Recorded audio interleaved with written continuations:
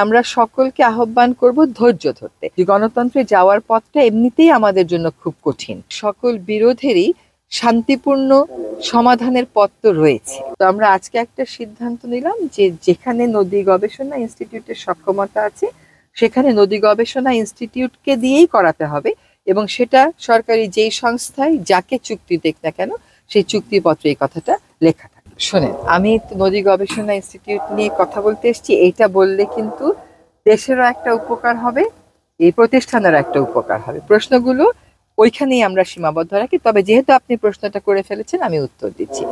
একটা হচ্ছে যে এইটা নিয়ে কতগুলো সরকারি সংস্থা কাজ করছে, তারা আসলে খুঁজে বের করবে যে এটা আসলে উস্কানিমূলক ছিল কিনা, এইটা মিটিগেট করার আর কোনো উপায় ছিল কিনা, এত বড় সংঘাতে যাওয়ার প্রয়োজন ছিল কিনা।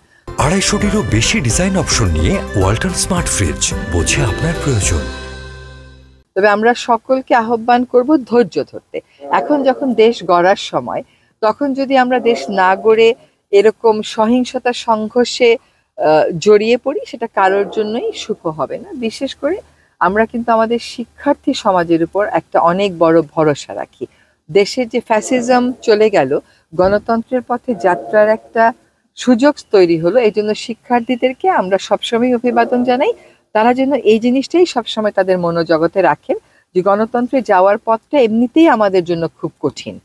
তারপরে আমরা যখন যাত্রাটা শুরু করলাম, কোনো অসহিষ্ণু আচরণ রেনের জন্য যেন সেটা বাধাগ্রস্ত না হয়। আর একটা তো সকলকেই ধৈর্য ধরতে হবে, কারণ সকল বিবাদের, সকল বিরোধেরই শান্তিপূর্ণ সমাধানের পথ তো রয়েছে।